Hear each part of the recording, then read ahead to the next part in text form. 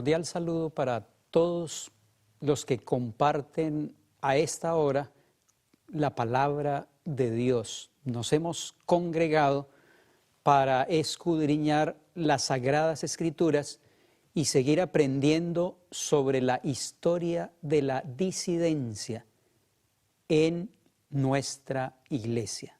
Antes de abrir la palabra del Señor, les invito para que pidamos su bendición a través de la oración. Oremos al Señor. Padre nuestro que estás en el cielo, santificado sea tu nombre. Te agradecemos, Señor, el inmenso privilegio de poder dedicar este tiempo precioso para estudiar tu palabra y también para poder entender cómo es que el Espíritu Santo ha guiado a tu iglesia a lo largo de la historia y finalmente la llevará a la patria celestial. Nos entregamos en tus manos en esta hora y pedimos que dirijas nuestras mentes para que podamos entender tu divina palabra.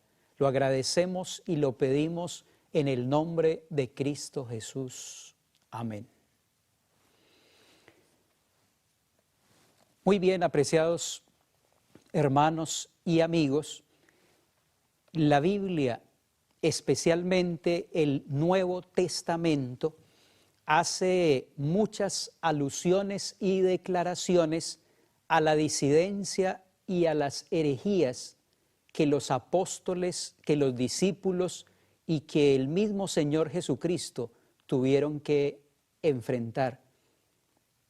Los apóstoles como Juan, también el apóstol Pedro, el apóstol Pablo, en sus cartas tienen declaraciones muy fuertes en el contexto de la disidencia, en el contexto de las herejías, de los falsos profetas y de los falsos maestros. Hablando del apóstol Pablo, el apóstol Pablo tuvo que enfrentar algunas disidencias y algunas herejías que se presentaron en la iglesia primitiva. Apareció un grupo de hermanos en la iglesia primitiva en el siglo I que se llamaron los ebionitas. Es un término griego que traduce algo así como los pobres. Los hermanos ebionitas empezaron a difundir dentro de la iglesia primitiva algunas enseñanzas que estaban contra la palabra de Dios, especialmente con respecto a la naturaleza de nuestro Señor Jesucristo. Los hermanos ebionitas hacían mucho énfasis en la naturaleza humana de Cristo. Ellos no podían percibir a Cristo como un ser divino. Así que todo el énfasis de ellos recaía en la naturaleza humana, la parte humana de nuestro Señor Jesucristo. Ellos enseñaban que Cristo no podría ser Dios. Ellos veían a Cristo como el Hijo de Dios, como ese ser que fue engendrado, pero no con una parte divina. No podían concebirlo como Dios y hombre, pero solamente en su parte humana. Los ebionitas entonces empezaron a difundir estas herejías, empezaron a presentar esta disidencia en la iglesia primitiva, privilegiando solamente la parte humana.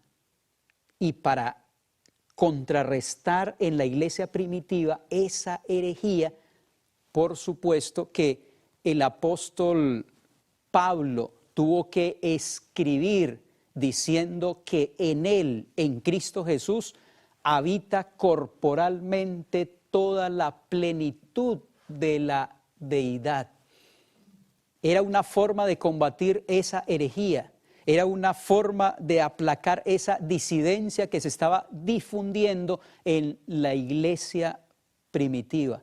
San Pablo fue categórico al explicar que en Cristo Jesús reside la plenitud de la deidad, es decir, aunque Él es 100% humano, también es 100% divino.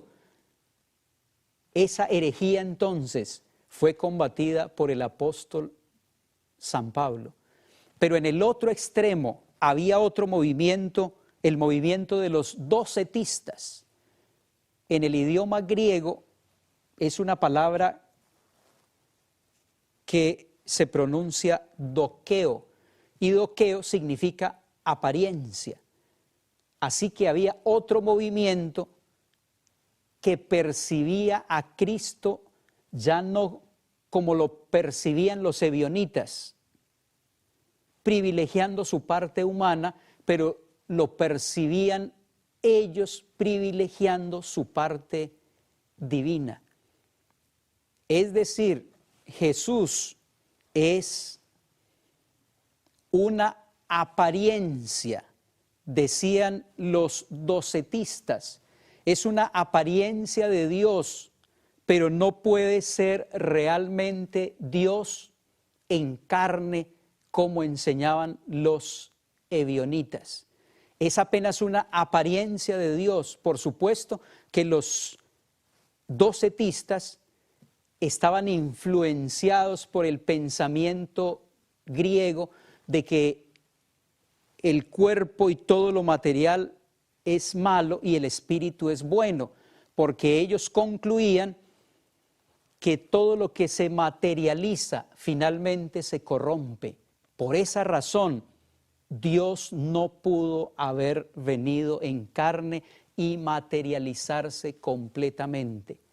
Entonces, el apóstol Juan tuvo que escribir, y por eso encontramos en sus cartas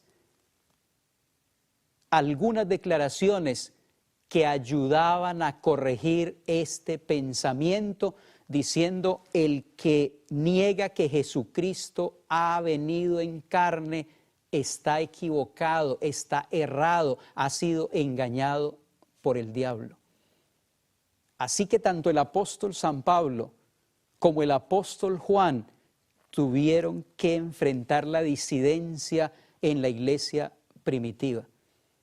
El apóstol Pedro, escribiendo su segunda carta, hace mucho énfasis y enfrenta las disidencias en la iglesia primitiva en el primer siglo y describe a los falsos maestros. Así que no solamente el apóstol Pedro, pero también Judas, la carta universal de Judas, hablan muchísimo, hacen muchas declaraciones que tienen que ver con los falsos maestros. Vamos a ver cómo es que el apóstol Pedro describe este tipo de disidencia o de herejías también dentro de la iglesia. Les invito, apreciados hermanos y amigos, para que leamos la segunda carta del apóstol Pedro, el capítulo 2 y los versículos 1 al 3. La segunda carta del apóstol Pedro, el capítulo 2, los versículos 1 al 3. Pero hubo también falsos profetas entre el pueblo, como habrá entre vosotros falsos maestros. El apóstol Pedro es consciente de esta situación. Falsos maestros que introducirán encubiertamente herejías destructoras y aún negarán al Señor que los rescató, atrayendo sobre sí mismos destrucción repentina. Y muchos seguirán sus disoluciones, por causa de los cuales el camino de la verdad será blasfemado. Por causa de estos falsos maestros, por causa de estas herejías que se introducirán en la iglesia, dice el apóstol Pedro, entonces la causa de Dios será, y el nombre de Dios también será blasfemado. Y por avaricia harán mercadería de vosotros con palabras fingidas. Sobre los tales ya de largo tiempo, la condenación no se tarda y su perdición no se duerme, dice esta versión. Es decir, la destrucción y la condenación, según el apóstol Pedro, está preparada para ellos. El apóstol Pedro, enfrentando la disidencia y la herejía, es muy contundente. Después él empieza a describir la acción de cada uno de ellos. En la segunda carta de Pedro, en el mismo capítulo 2, este capítulo 2 es un capítulo completamente dedicado no solamente a describir los disidentes, los falsos maestros y las herejías, pero también cuál será el resultado y la condenación de todos los que entran en ese camino de disidencia. En el versículo 17 en adelante, segunda carta de Pedro, el capítulo 2 y el versículo 17, describiendo a estos falsos maestros, dice, estos son fuentes sin agua. Qué terrible tragedia. Visitar una fuente para tratar de saciar la sed y encontrarnos que sencillamente allí no hay nada. Dice el apóstol que son fuentes sin agua y nubes empujadas por la tormenta, para las cuales la más densa oscuridad está reservada para siempre. Pues hablando palabras infladas y vanas, seducen con concupiscencias de la carne y disoluciones a los que verdaderamente habían huido de los que viven en error. San Pedro, apreciados hermanos y amigos, está diciendo que algunos que huyeron del error y vinieron a buscar la iglesia, vinieron a buscar al Señor Jesucristo, fueron influenciados negativamente por estos falsos maestros y los arrastraron, los llevaron fuera de la iglesia y los llevaron a la perdición. Qué terrible es llegar a la iglesia buscando salvación, pero ser influenciados por falsos predicadores, por falsos maestros y finalmente terminar lejos de Cristo y lejos de la iglesia. No tuve el privilegio de nacer en la iglesia adventista del séptimo día, pero tuve la oportunidad de conocer al Señor Jesucristo cuando tenía aproximadamente 16, 17 años. Me apasioné por el Señor Jesucristo, me apasioné por la verdad de su palabra y empecé a asistir fielmente a la iglesia adventista del séptimo día. Tuve buenos hermanos mayores, tuve buenos padrinos que estuvieron atentos a mi desarrollo espiritual. Muchos de ellos me asignaron tareas para hacer dentro de la iglesia. Rápidamente empecé a ser maestro de la escuela sabática y eso me obligaba y eso me llevó a escudriñar más a fondo las sagradas escrituras. No puedo olvidar a un hombre que se convirtió como en mi hermano mayor espiritualmente hablando. Este hombre me conectó con el club de los guías mayores. Este hombre me conectó con todas las actividades, no solo espirituales, pero sociales que se realizaban en la iglesia. Mi amigo Hernán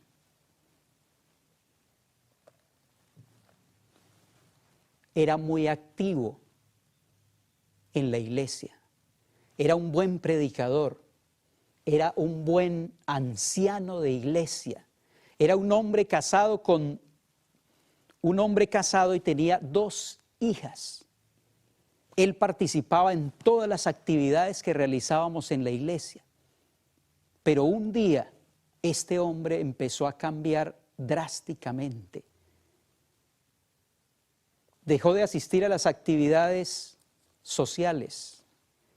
Dejó de asistir los miércoles al culto normal de la iglesia. Empezó a aislarse de nuestra congregación y, por supuesto, empecé a sentir mucha preocupación. Un día nos sentamos para hablar seriamente y él me extendió una invitación. Me sorprendió la invitación porque era para ir a un grupo disidente, a un grupo de la Reforma. Él había empezado a asistir allí y su cambio espiritual fue drástico. Finalmente, él abandonó la iglesia, vendió su negocio y se trasladó con su familia a una finca en el campo. Transcurrieron solamente 3 meses y su esposa y sus hijas regresaron nuevamente a la ciudad. Él permaneció en el campo y este matrimonio se estrelló contra las rocas del divorcio. Terminó divorciado y ya no asiste más a la iglesia adventista, pero tampoco permaneció en la iglesia de la Reforma. Con esa experiencia empecé a leer sobre el movimiento de la Reforma. Quería conocer cuál es el origen de este movimiento, cuáles son las presuposiciones básicas del movimiento de la Reforma, cuáles son las diferencias si es que existen. Hay diferencias entre la iglesia adventista y la iglesia de la Reforma.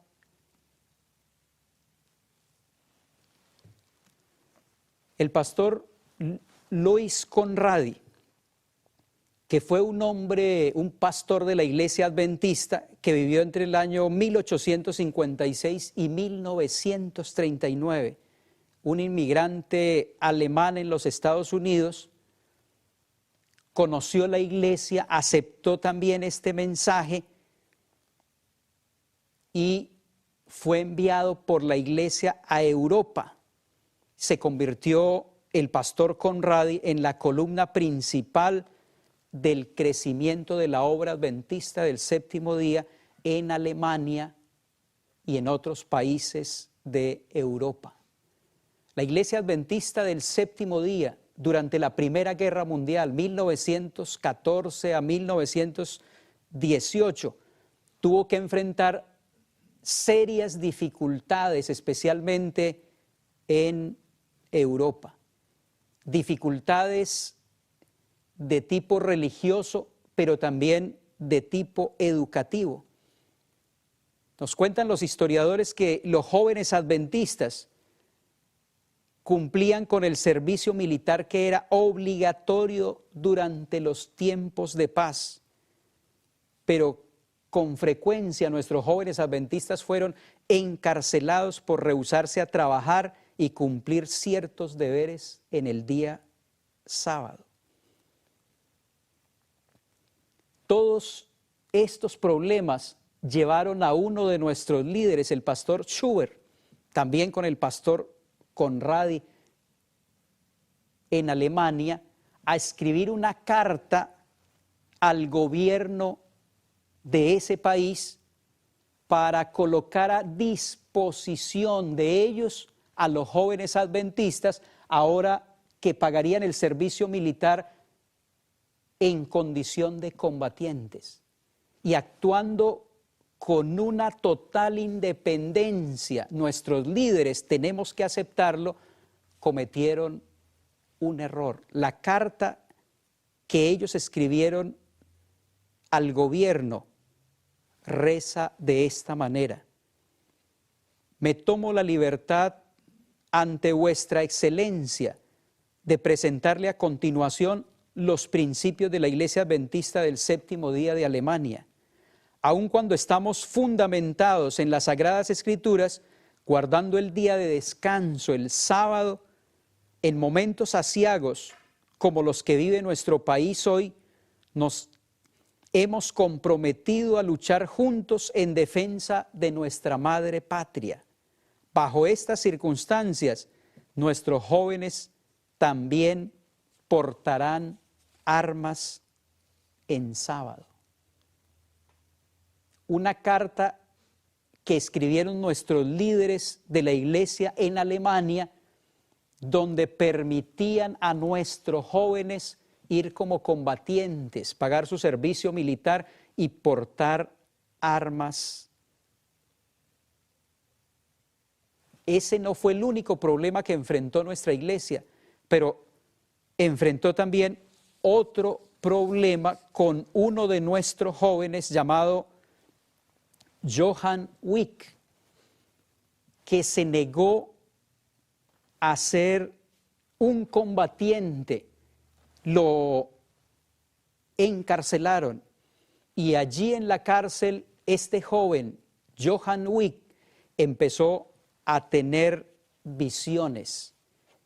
Él empezó a publicar esas visiones en el año de 1915. Decía en esas visiones que Dios le mostró la fecha de la terminación del tiempo de la gracia. Además, objetaba él que si esas visiones eran rechazadas por la iglesia adventista habría caído de la gracia de Dios, y el rechazo de esas visiones sería una evidencia de que Dios había retirado su favor de la iglesia adventista del séptimo día. Este joven escribió esa visión y la envió a la casa editora de Edimburgo, pero los editores de la iglesia adventista rehusaron publicar estas visiones. En ese año, 1915, surgieron otros profetas en diferentes lugares anunciando visiones semejantes. Cuando llegó la primavera, más exactamente el 10 de mayo de 1915, y no se cumplió la profecía de este hombre, entonces Johann Wick y sus seguidores que los tenía cambiaron completamente el discurso y entonces dijeron que la iglesia había caído y se había convertido en Babilonia. Por eso era necesario salir de ella. Además, tomaron la carta, una de esas cartas que nuestros dirigentes enviaron al gobierno, cayó en manos de ellos y la usaron como un caballito de batalla contra la iglesia adventista, que permitía ahora que nuestros jóvenes fuesen en condición de combatientes a prestar el servicio militar. Como consecuencia, en el año de 1919 se organizaron los reformistas como la Sociedad Misionera Internacional Adventista del Séptimo Día.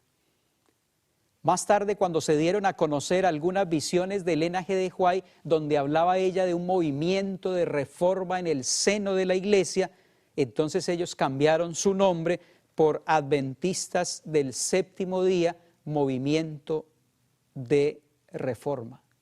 En el año 1920, apreciados hermanos, el pastor Daniels trató de acercarse, era el presidente de turno, y trató de acercarse para conciliar, no solamente allá en Alemania, sino en Europa, para conciliar el problema que había, reconociendo que nuestros líderes en Alemania habían actuado independientemente al enviar esta carta al gobierno de Alemania, pero la historia nos dice que el presidente Daniels no encontró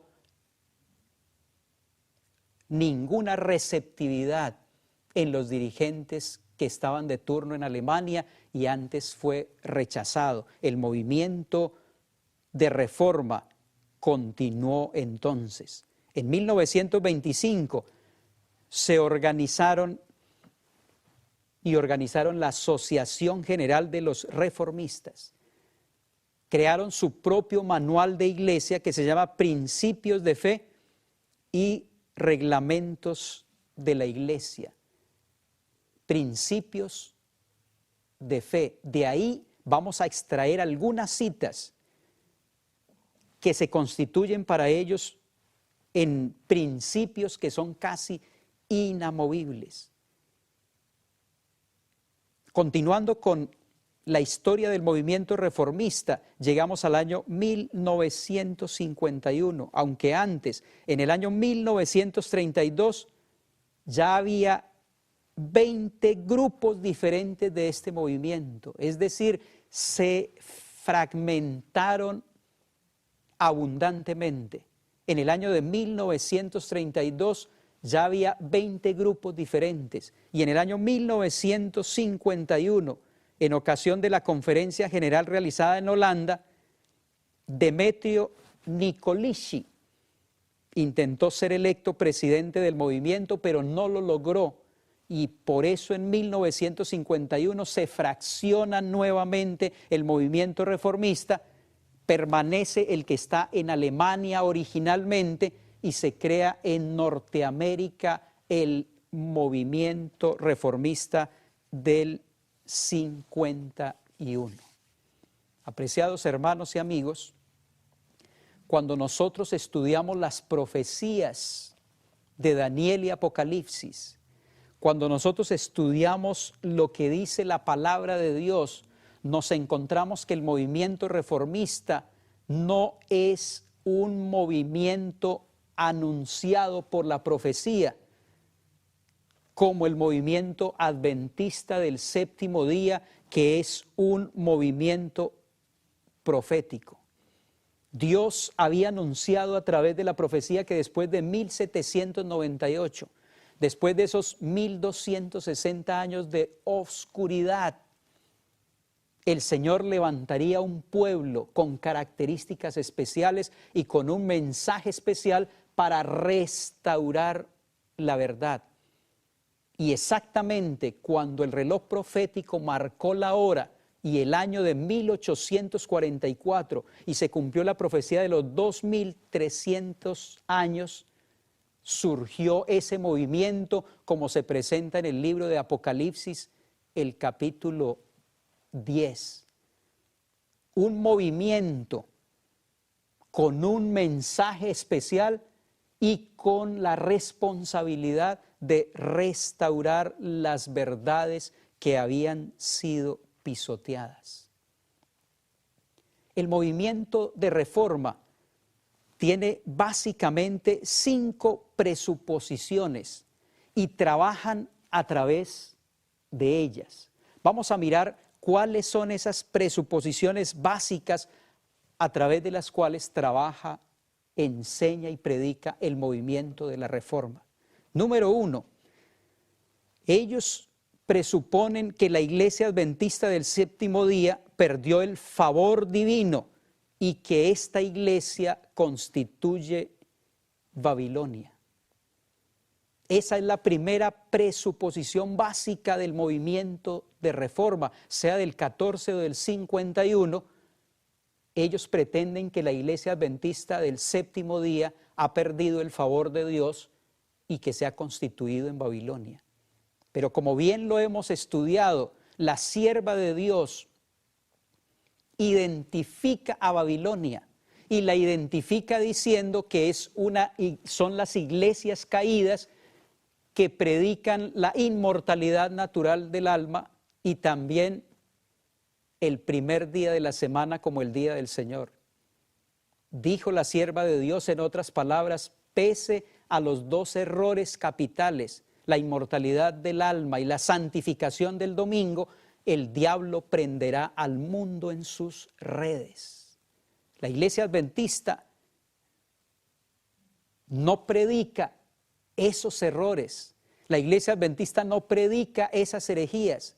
La iglesia adventista antes levanta la bandera de la mortalidad del hombre.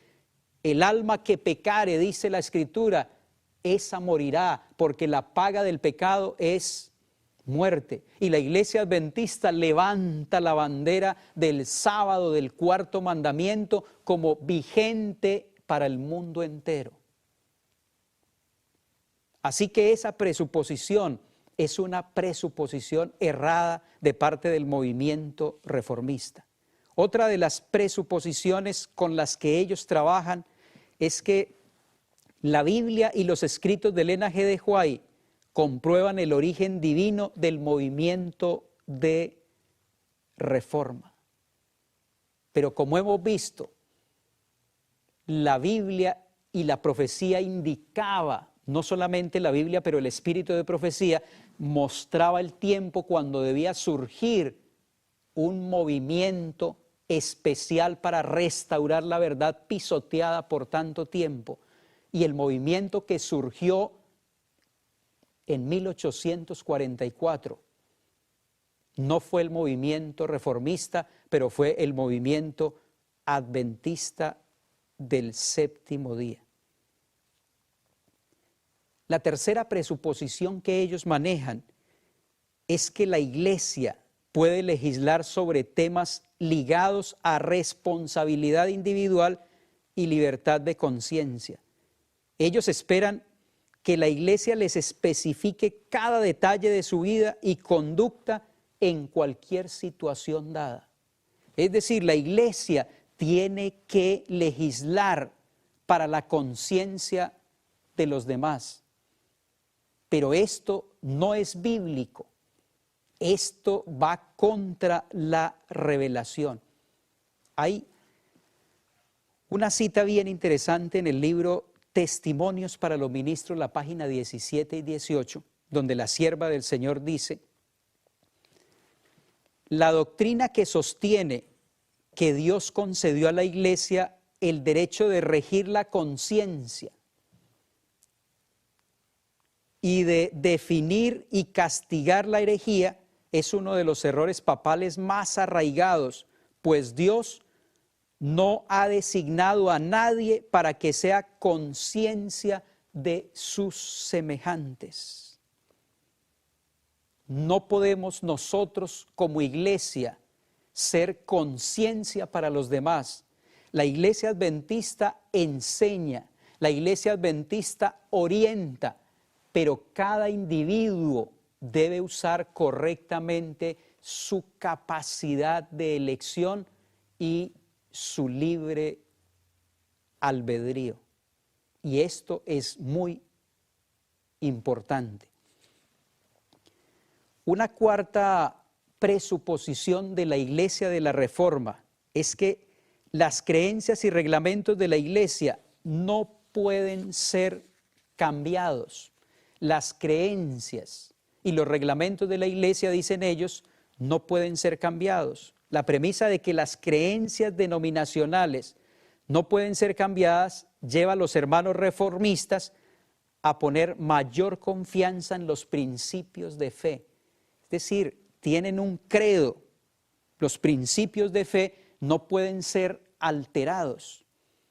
Son, podríamos decirlo así, infalibles. No pueden ser modificados de ninguna manera. Pero esto también es antibíblico, porque la palabra de Dios nos dice que la senda de los justos es como la luz de la aurora que va en aumento hasta que el día es perfecto. No podemos, apreciados hermanos, sostener que ninguna posición, una vez adoptada, ninguna idea una vez definida no habrá de ser abandonada en circunstancia alguna. Hay solamente uno que es infalible. Y aquí está el concepto de la revelación progresiva. La senda de los justos va en aumento hasta que el día es perfecto. Y una quinta presuposición con la cual trabajan los hermanos reformistas es que los adventistas deben dejar la iglesia grande, es decir, la iglesia adventista, y unirse a la manada pequeña. La Biblia no presenta ese concepto. La Biblia, la palabra de Dios, presenta el concepto del zarandeo escatológico. Y el zarandeo escatológico no invita a los fieles a salir de la iglesia. El zarandeo escatológico, como lo presenta la revelación de Dios, dice que quien saldrá de la iglesia es la paja. El Señor purificará de esa manera su iglesia, pero el trigo, es decir, los hermanos fieles y verdaderos, consecuentes con el mensaje de salvación, permanecerán en la iglesia. Así que esta presuposición es falsa, porque la Biblia ni el espíritu de profecía nos invitan a salir de la iglesia. En el zarandeo escatológico saldrá lo falso, lo espurio, pero permanecerá en la iglesia del Señor el trigo, como hemos estudiado en la parábola que nuestro Señor Jesucristo refirió. Muy bien, después de estas presuposiciones, vamos a ver algunas diferencias. Por supuesto, hay diferencias que son mínimas, pero vamos a ver las que son más preponderantes en cuestión de doctrina entre la iglesia adventista del séptimo día y la iglesia de la Reforma. ¿Cuáles son esas diferencias?, me preguntó un hermano. Pastor, ¿hay alguna diferencia entre la iglesia adventista y la iglesia reformista? Veamos la primera de ellas. En el libro Principios de Fe, la página 30, que es el libro fundamental de la Iglesia de la Reforma, podemos leer: según los reformistas, aquel otro ángel, es decir, el ángel de Apocalipsis 18:1, que ilumina la tierra con su gloria, representa el movimiento reformista, los fieles a quienes Dios usará en la finalización de su obra para dirigir el último mensaje de amonestación al mundo. Dice eso la Biblia con respecto a Apocalipsis, el capítulo 18 y el versículo 1. El cuarto ángel que se une al tercero para realzar su mensaje es el equivalente al movimiento reformista. Los adventistas, apreciados hermanos y amigos, creemos que Apocalipsis 18:1 se refiere al derramamiento del Espíritu Santo. Cuando el ángel poderoso desciende del cielo y se une con el tercer ángel en la terminación de la obra para este mundo, dice el comentario bíblico adventista, la página 995. Aquí hay una marcada y gran diferencia. Hay otro tema que es un tema especial para nuestros hermanos reformistas y es el tema de los 144,000. En el libro Principios de Fe, la página 31, afirma que la Biblia describe dos clases de redimidos, es decir, la gran multitud que comienza con Adán y llega hasta el fin del tiempo de gracia, y un grupo de 144,000 en número literal. Nuestros hermanos reformistas presentan la gran multitud como un grupo totalmente diferente al grupo de los 144,000 y presentan los 144,000 no como simbólicos, sino como un número literal. Ellos concluyen que solo los 144,000 serán redimidos a través de la predicación del mensaje de los 3 ángeles, es decir, entre 1844 y el fin del tiempo. Serán exclusivamente contados literalmente 144,000. ¿Qué piensa la Iglesia Adventista con respecto al tema de los 144,000? La sierva del Señor hizo varias declaraciones al respecto y nos indicó que no deberíamos tratar de hurgar y profundizar en quiénes serán los 144,000, porque este asunto no nos ha sido revelado. No es su plan, el plan de Dios, que los suyos presten atención y que tengan que suponer que están enseñando la palabra de Dios. No es su voluntad que entren en controversia sobre estas cuestiones que no les ayudarán espiritualmente, tales como quiénes han de componer los 144,000. Fuera de duda, dice ella, esto lo sabrán dentro de poco los que sean elegidos por Dios. Mensajes Selectos, el tomo 1, la página 205. Pero toda la Escritura es inspirada por Dios y útil para enseñar. Y por esa razón, cuando nosotros vamos al libro de Apocalipsis y encontramos en el capítulo 7 y en el capítulo 14 la descripción de los 144,000 y de la gran multitud, nosotros nos quedamos sorprendidos cómo la sierva del Señor en el libro Conflicto de los Siglos, la página 707, ella cita las características de la gran multitud para hacer referencia a los 144,000, como si fuese el mismo grupo. Está señalando ella no tanto quiénes serán, pero sí las características, es decir, su carácter.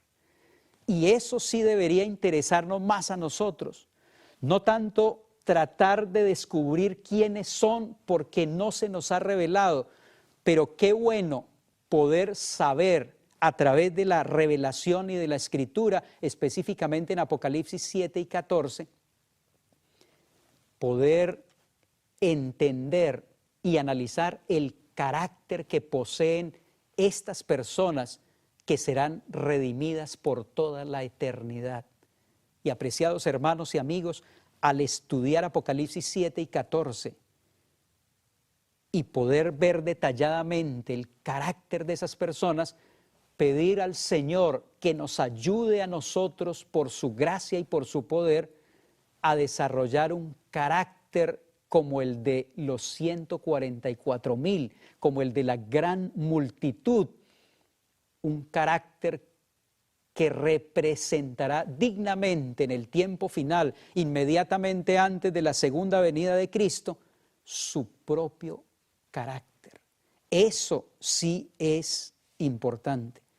Otra de las grandes diferencias entre el movimiento de Reforma y la Iglesia Adventista es lo que tiene que ver con la Cena del Señor, la Santa Cena.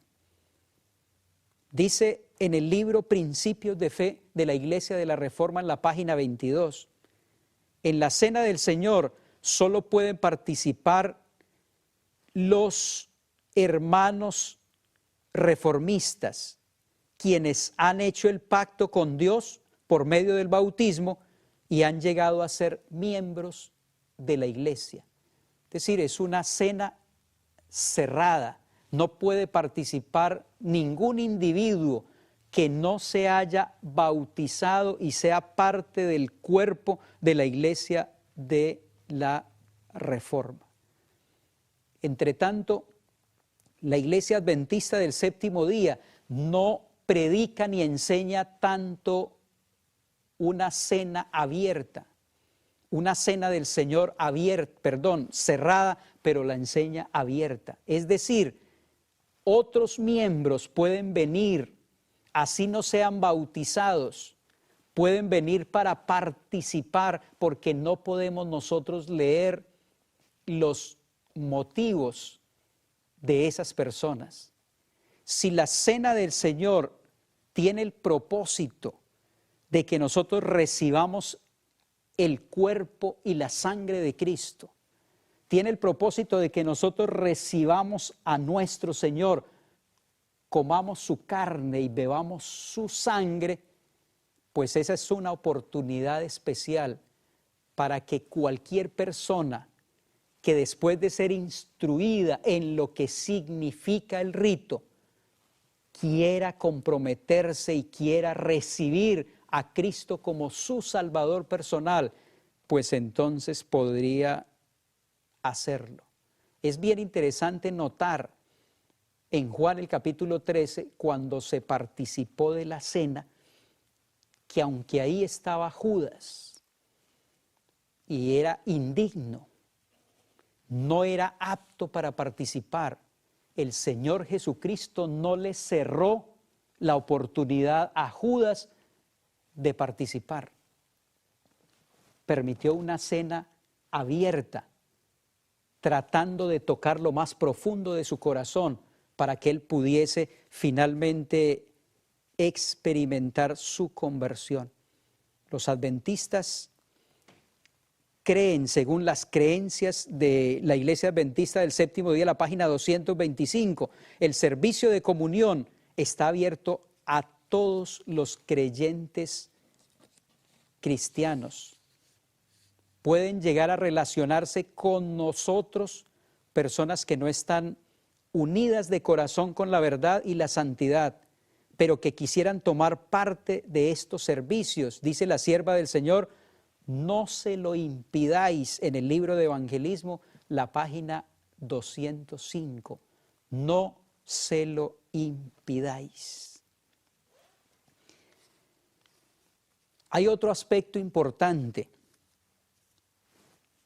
que marca una diferencia y que ha creado algunos roces y dificultades, no solamente en la iglesia reformista, pero también dentro de la iglesia adventista, y es lo que tiene que ver con el divorcio y el nuevo casamiento. En los principios de fe, la página 13 y 14, nuestros hermanos reformistas enseñan que una persona que se divorcia, así sea ella la parte inocente, no tiene derecho a volver a contraer nupcias. Es decir, si una persona se divorcia siendo la parte inocente, esa persona no tiene derecho en restituir nuevamente su vida matrimonial. Por supuesto, nosotros creemos también que la palabra de Dios enseña que hay dos causales para que el hombre o la mujer queden libres. Número 1, la muerte. Número 2, el adulterio. Es lo que enseña el Evangelio de San Mateo, el capítulo 19. Nuestros hermanos reformistas dicen que aún siendo la parte inocente, si el hombre fue infiel a su esposa y se divorcian, su esposa no tiene derecho, siendo ella la parte inocente, a volver a contraer nupcias. La Iglesia Adventista del Séptimo Día enseña y cree, como dice también la inspiración, que el matrimonio es una institución sagrada y que lo ideal sería que nunca llegásemos a esa experiencia trágica del divorcio. Pero cuando se da en este mundo de pecado y tú eres la parte inocente, en ninguna parte de la Biblia encontramos que se prohíba a esa persona o a ese individuo casarse nuevamente. En el libro Testimonios acerca de la conducta sexual, adulterio y divorcio, la página 75, la sierva del Señor comentando el caso de un hombre llamado Walter, le dice: no veo nada en las Escrituras que le prohíba a él volver a casarse en el Señor. Ella no veía problema en que él pudiera rehacer su vida matrimonial, siendo que este hermano que había sido abandonado por su esposa, el hermano Walter, pudiera volver a casarse. Otra de las grandes diferencias tiene que ver con la reforma pro salud. El movimiento reformista, dice en los principios de fe, la página 24, solo bautiza a personas vegetarianas. Y por supuesto, apreciados hermanos y amigos, que ese es el ideal de Dios. Pero la sierva del Señor, en el libro Consejos sobre el régimen alimenticio, la página 432, ha declarado: no hacemos del consumo de la carne una condición para la admisión de los miembros. No hacemos del consumo de la carne un principio de discipulado.